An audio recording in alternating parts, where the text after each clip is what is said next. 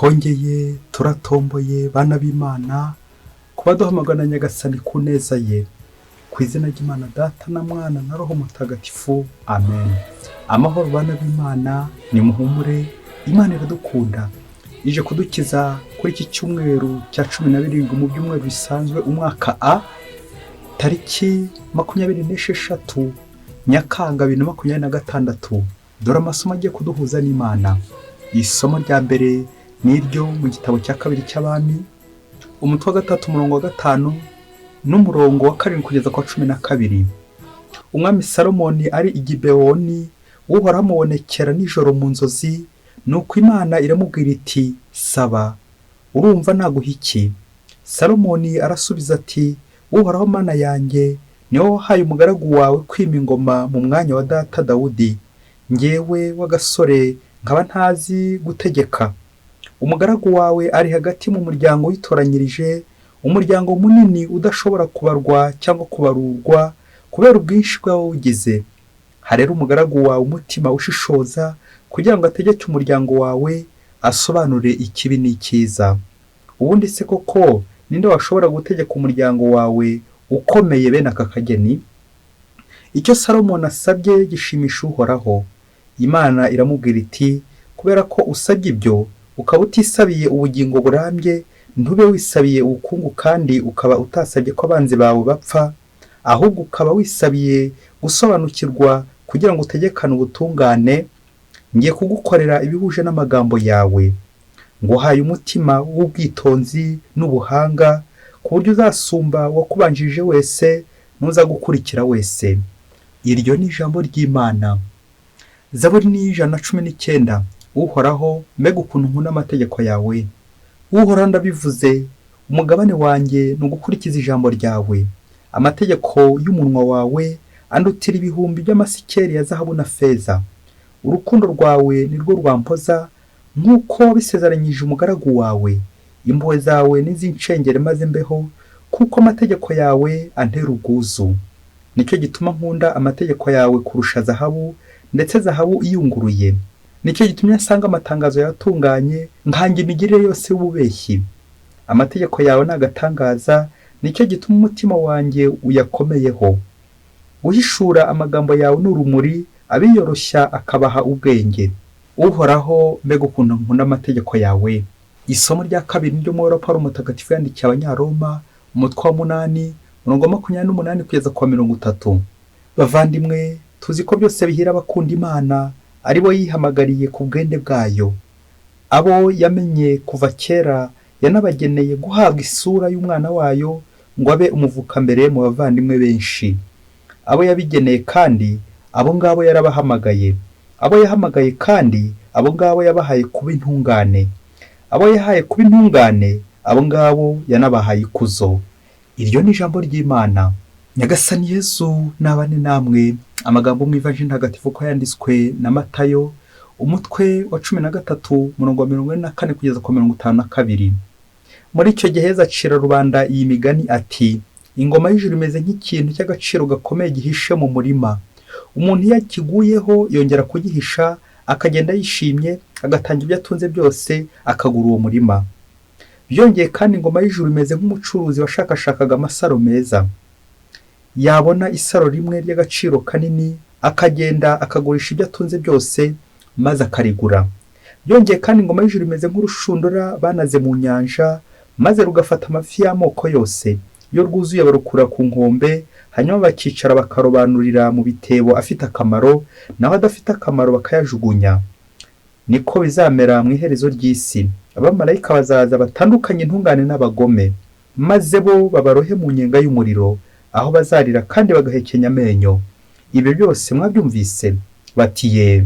Arongera ati, nicyo gituma umwigisha amategeko wese wigishijwe iby'ingoma y'ijuru asa na nyir'urugo ukura mu bushyinguro bwe ibishya n'ibishaje. Iyo ni Ivanjili ntagatifu. Bayoboke b'Imana, nimugire amahoro. Aha tugeze ni kuri buri munsi. Ndagusaba ngo ufungure buri munsi, ufungure abandi buri munsi, kandi ntuzajye wibagirwa gufungurira abandi buri munsi. Fungura buri munsi, ufungure buri munsi, kandi ufungurire abandi buri munsi. Ijambo ry'Imana buri munsi buri munsi nyagasani hari ikintu kiba cyihishe mu masomo ashaka guhishurira. Rero igihe utakiriye ijambo ry'Imana ku munsi, ujye umenya uti hari icyo nabuze gikomeye. Igihe utakiriye Kristo buri munsi, ujye uvuga uti hari icyo nabuze gikomeye. Ngaho nawe nanjye nyagasani araduhamagaye kugira ngo agire ibyo duhishurira. Amasomo twateguriye kuri iki cyumweru cya 17 mu byumweru bisanzwe ni amasomo ari mu bukungu, aho aza guturangira hari ubukungu. Ingingo remezo yacu rero ngiyo, aho ubukungu bwihishe.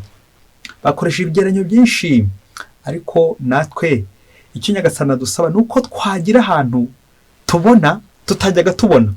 Nanjye kuvuga surprise rero zacu ni ku buryo nyine butunguranye bwiza, biza gutwereka inguni tutajyaga turebamo.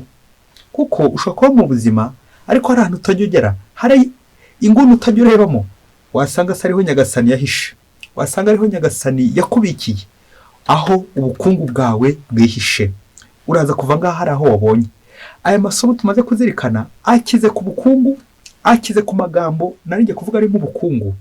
Aho isomo rya mbere twasanze mu gitabo cya 2 cy'Abami, harimo cyane cyane ijambo ryagiye rigaruka ryitwa ubushishozi. Ubwo ni ubukungu buhambaye, ubushishozi buzagana ku butungane.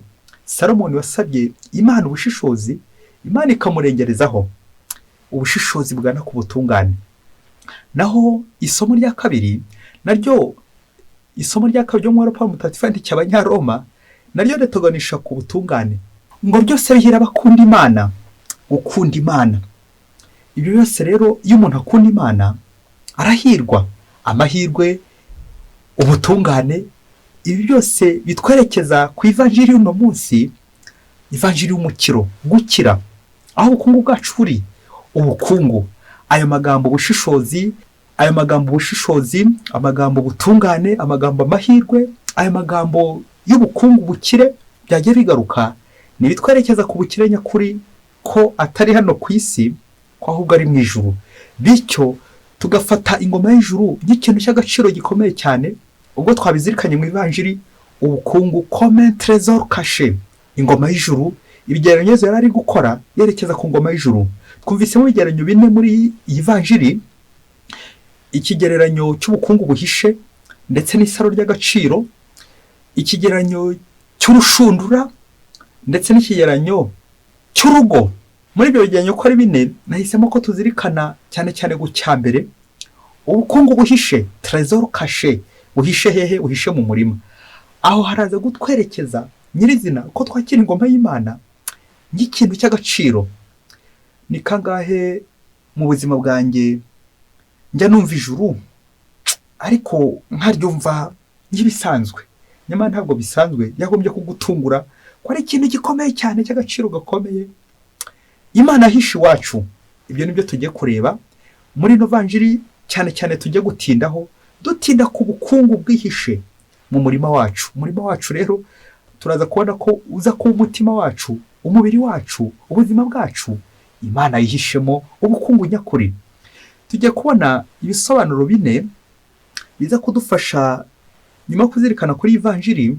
Tujye kwibanda kuri ino vanjiri, tuzirikane, tubonemo ibintu bine biza kudufasha kureba ahantu ubukungu bwacu bwihishe. Bityo nawe nanjye ubwo bukungu kongere tubuha agaciro. Icya mbere twakwitaho, turita ku mwanditsi w'ivanjiri. Umwanditsi w'ivanjiri ari we Matayo. Kongera tuzirikane Matayo uburyo yari umusoresha, yakoraga ku mafaranga, yarazi agaciro k'amafaranga, yarazi agaciro k'ubukungu, yarazi agaciro. Iyo bavuze ubukungu, uburyo abantu bagenda babwirukankaho. Matayo rero nk'uko tubizi yarakize, yicaye ku biro bya gasutamo. Ariko tuzirikane ikintu gikomeye cyane, aratubwira ino vanjiri y'ubukungu nk'umuntu ubizi neza, nk'umuntu ubisobanukiwe, nk'umuntu nyine wakoze ku mafaranga. Dore ko nyine uwayakozeho nyine nta n'ushobora kuyavugaho neza akaduha experience kandi igafata. Matayo rero turabona ko nyine abimenyereye ibintu by'ubukungu, ari guturangira ahantu nyirizina ubukungu buherereye. N'ikimenyimenyi, we yagize atya, asiga mu mafaranga. Ibyo biro bya gasutamo, yumva ijambo rya Yezu ryamubwiraga riti nkurikira, nkurikira, nkurikira. Nuko asigaho byose aramukurikira. Gusiga byose ugakurikira Yezu, ya mafaranga, bya bintu byakubeshagaho ugakurikira Yezu, ni ikimenyetso cy'ubukungu nyakuri Yezu, ko Matayo nyuma yo kubona ibyo byose ameze nka Pawulo wavuze ati nasanze byose ari umwanda, mbegereranyije ni icy'agaciro, uw'agaciro Yezu Kristo. Matayo rero agira atya, abakurikiye Kristo. Aho niho twahera cyane tubona uburyo Matayo yabonye isaro ry'agaciro, akabona ubukungu buhishe muri Yezu Kristo, we agiye gukurikira, agasiga biriya byose, agasanga ubukungu nyakuri Yezu Kristo. Aho niho natwe tuza kwibanda cyane ko Yezu ari usumba byose, ari ubukungu nyakuri. Ubukungu nyakuri ni Yezu Kristo. Icya kabiri twazirikana kandi koko kiza gutwinjiza muri ubu bukungu, nuko mu gihe cya Yezu muri Israheli, muri Palestina, ngo ntabwo bari bafite banki nk'uko tuzifite zo kubikiramo amafaranga. Nta banki zabagaho, nta momo pay zabagaho, nta telefone, nta nimero washobora kubikiraho amafaranga nk'uko tujya tubigenza, nta tigo cash, nta momo pay, n'ubundi wiko bwinshi cyane tujya tubikamo muri iki gihe tugezemo. Ngo ahubwo ngo babikiraga ahantu hatatu, njya gusa no kubwira ashobora kubikira hamwe cyangwa habiri cyangwa hatatu. Ahambere ngo iyo baga ufite amafaranga ngo washoboraga kubika ukayashora mu bucuruzi, ibintu by'agaciro ukagenda ucuruza, amafaranga akagenda urushaho nyine kwiyongera. Aha kabiri washobora kubikira amafaranga nyine muri business, ugakora ibintu by'imitako, ibintu by'imirimbo, de bijou, ngeyo rya saro ry'agaciro gakomeye, n'indi mitako myiza, mbese investissement, ahantu washobora kubikira ku tuntu tw'agaciro. Aha gatatu nanjye kuvuga hagiye gutera ubwoba, washobora kubikira mu gitaka ibyo wabaga utakoresheje mu bucuruzi, aho ngaho mu by'ubucuzi cyangwa n'utundi twose wagiye ukoranya, washobora kubitaba mu gitaka ahantu hihishe, ahantu hibanga. Nibwo nyiri ibintu wabihishe mu butaka yashobora kuba yapfa, abo mu rugo rwe, abiwe bataramenya cyangwa atarabarangira aho yahishe. Nibwo rero nyuma y'igihe kirekire umwe, wowe cyangwa ngewe, yashobora kugura uyu murima, yamara kugura akabona bwa bukungu wa wundi yatabyemo, nibwo noneho azishima byikubye, agatangira ibyo afite byose kugira ngo agere kuri bwa bukungu. Urumva nawe ushyire mu gaciro, utanze amafaranga agura umurima n'ibisanzwe, ariko uhuye n'ikindi kintu gitunguranye cyane neza, ibindi utari witeze, uzirukanga bwa bukungu ugira ute, ubuyoragure, ntugire n'ububwira. Uko biri kose ntabwo wibye, ariko uratunguwe neza. Rero nta gupfusha ubusa bene ayo mahirwe, nguko gutungurwa. Natwe ingoma y'ijuru iradutungura, ntabwo twari tuyikwiye. Ubu bukungu bwihishe ntabwo uguze uwo murima yarabukwiye, ahubwo n'impuhwe biramugwiririye ku buryo bwiza. Uko niko natwe ingoma y'ijuru tutari tuyikwiye, ahubwo tuza ari tombora, dutomboye nyine kubera impuhwe z'Imana yatugiriye. Uwo murima, iryo juru, ikintu cy'agaciro gakomeye cyane. Icya gatatu twazirikana nicyo cyaro nyine cy'ingoma y'ijuru, icyo kintu cy'agaciro gakomeye cyihishe tutari twiteze, tuza kubona kubera tombora, amahirwe. Ibi cyerekeza ko Imana iri hafi ariko irihishe. Hari urugero nturareba nka chaîne ya YouTube, noneho wagira akantu keza ubonaho ukavuga utari kugukishe, ntanaramenye kare kose, kuki umurongo ntanaramenye kare kose. Nta kindi nyine bizigihe, iyo ni surprise naho ugize. Iyo ni Imana yihishe aho ngaho utari warabonye. Ubukungu bwihishe ni Imana, ni Yezu Kristo, wawe ndi tugomba gushyiraho umutima wacu wose. Ngubwo ubukungu uhita wumva nta kintu gikeneye, uhita wumva bihagije. Igihe cyose wahuye n'Imana uhita wumva nta kindi kintu ukeneye. Ngo wahuye na Kristo ahita wumva nta bindi agikeneye, ahita wumva Kristo ari byose. Ufite Kristo aba afite byose. N'ubukungu nyakuri niwe bukungu bwuzuye. Icya kane twazirikana tutari twiteze, nuko wowe cyangwa ngewe ndi uw'agaciro gakomeye mu maso y'Imana. Ni nacyo gituma Yezu amanuka munsi aza kugushakashaka. Bya bindi bya Mutagatifu Yohani Mariya Vianney uvuga uti si umunyabyaha ushakashaka Imana ngo amusabe imbabazi, ahubwo ni Imana iruka ku munyabyaha ngo ugire ite, imubabarire. Ibintu bya Yezu Kristo akora, akajya gushakashaka imwe mu ntama zazimiye, agasigaza zindi 99. Ibirerekeza agaciro Nyagasani aguha nanjye ampereza, kaba nubwo twaba turi abanyabyaha, uruwa agaciro nanjye nduwa agaciro imbere y'Imana nubwo turi abanyabyaha. Ese hacura iki ndamutse noneho ntangiye gutunganira Imana nanjye kuko ngaharanira ko nakwiha agaciro nanjye. Ubundi icyo tubuze ni uko nanjye ndiha agaciro kandi Imana yampaye agaciro. Imana yambonyemo ikintu cy'agaciro, ubukungu bw'agaciro gukingewe ntabibona. Ibikerekeza ku bukungu nyakuri wifitemo, wa mutima nama Imana iri iwawe, aho ushaka kuganira n'Imana. Imana yakubonyemo agaciro, na niyo mpamvu hashyize icyumba iwawe. Ubwo nibwo bukungu nyakuri abantu benshi tutajya basha kujya gucukura ngo turebe. Ubwo bukungu bwihishe tutajya tujya kureba, kuganira n'Imana, kuganira nawe ubwawe, umutima nama wowe ubwawe, aho niho hihishe cyane abantu benshi tutajya tugera.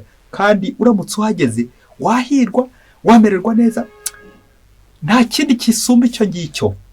Mubyeyi, mu gukomeza kugenda dushakisha aho ubukungu buherereye, ndetse ko ushobora kubona pari surprise bigutunguye ku buryo bwiza, umviye inkuru hari aho iza gukuganisha ituma ushobora gutekereza kuri wowe, kuko akenshi wasanga ujya wihunga. Umunsi umwe ngo umugabo wari utuye kure cyane, ngo umugabo akaba yarize bikomeye cyane, ari dogiteri, ariko akaba yarabuze akazi, ari umushomeri, inzara n'ubukene byabimugejeje kure. Ariko agahora atakambira Imana ati Nyagasani, koko wamboye iki ngewe ko abandi babonye akazi kandi bataranize kundusha, none ngewe umudogiteri nkaba narabuze akazi. Agatakambira Imana, ariko ubushomeri bukarushaho kumubana ikibazo. Ngo nijoro asinziriye yihebye neza neza uburyo ubushomeri bumugejeje kure, ngo nijoro asinziriye ngo aza kurota bya bintu by'uko nyine umutinda arota icyo ashonje. Ngo aza kurota hari umugabo uje iwe, ariko muha ibifaranga byinshi cyane, ibifaranga byari byuzuye igikapu. Nuko wa mugabo aramubwira ati fata amafaranga n'ikado nguhereje. Nuko wa mugabo yashaka kuyafata akabona atari gufatika, aza kureba, aza gushishoza, asanga wa mugabo uri kumuha amafaranga ari umuntu yari yarafasheho umwanzi we umwanga. Yashaka kuyakurura ngo yamushikuze, akongera agatekereza uburyo amafaranga ashobora kuba yanduye, bishoboke ko ari kado ampazone, kado iroze. Wa mugabo yatekereza ubukene afite, ubushomeri afite, cya gikapu yashaka kugifata, akongera agatekereza uburyo wari umwanzi we, akabireka. Nuko ngo asinzire ubundi aza gutekereza ko agiye kuyamushikuza, ubundi ajyane nko mu kiliziya ajye kuyahumanura, bityo abone kuyakira, abone kuyakoresha. Mu gihe ngo yari agitekereza ko agiye kuyafata ubundi ajyane mu kiliziya ajye kuyasengera agira umugisha, akanya umugabo wagiye kumva abona arakangutse, ye baba we nta mafaranga atarayakira. Mu gihe akangutse nta kindi yakoze, ngo ahitiye muri chapelle ajya gusenga, byibuze ngo arebe niba amafaranga atariyo, ayashaka nawe arayabura. Nibwo rero ngo atangiye gutekereza, atekereza kuri izo nziza yari yagize, ngo aza kubona ibintu bikomeye. Mu gihe yari kwitekerezaho, ngo wa mugabo wamuzaniye amafaranga mu nzozi, ngo ari umugabo w'umukire muri ako karere ufite inganda n'inganda waminuje. Ngo ariko uyu mudogiteri yaranze kumusaba akazi kubera ko yakekaga ko ari we umurogeye umubyeyi yaroze nyina. Ati sinasaba akazi umuntu ndogeye mama.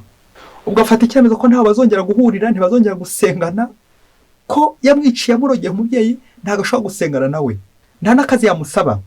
Dogiteri aho kugira ngo azamusaba akazi, azishwa n'ubushomeri. Dogiteri asigarana ikibazo ari gusobanura izo nzozi ze, ati kuki se nabonye ari kumpereza agaseke, ati ni kado nguhaye kandi mbona yarandogeye.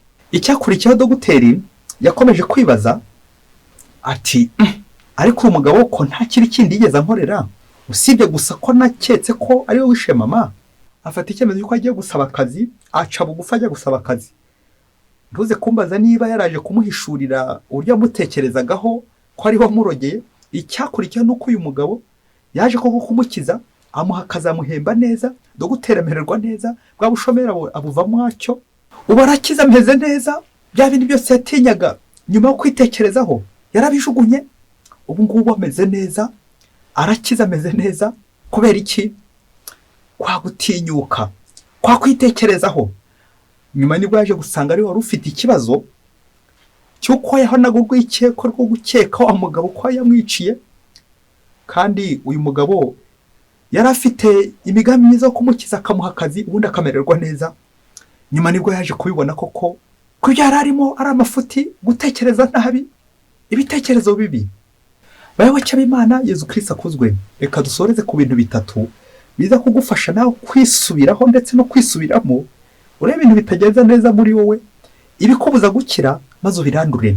Icya mbere ni ubwenge bw'umuntu, n'umuntu ubuhanga, la psychologie, ngo umuntu agira le conscient et le subconscient. Conscient bayivuga igihe ku manywa uri gutekereza, uri gukora neza, hanyuma ngo ibintu byose biri gukubaho hari ibyo udatindaho bihita byinjira muri subconscient. Noneho wagera nijoro, bya bintu mu gihe uri kurota, mu gihe ubwenge, inzozi, ibitotsi biri gushyira umurongo ku bwenge bwawe, mu bwenge bwawe, nibwo noneho bya bitekerezo utagiye utindaho, bya bindi byinjiye muri subconscient, hahandi hihishe, bitangira bikazamuka. Nibwo uzasanga wa muntu wakekeye ko yakorogeye, uhora ukekera ibintu n'ibindi, bya bintu bikazamuka. Wa wundi wabikiye umujinya, wa wundi ufite uburakari, bya bintu bikazamuka nijoro, bikazamuka ku bundi buryo. Nibwo uzasanga wa muntu Nyagasani azanyuraho kugira ngo aguhe akazi, nawe arazamutse, akuzaniye kado, akuzaniye amafaranga, wajya kuyakira ukabona bitaza gukunda. Kubera iki? Hari ibintu washyize mu mutwe wawe byakubuje gukira.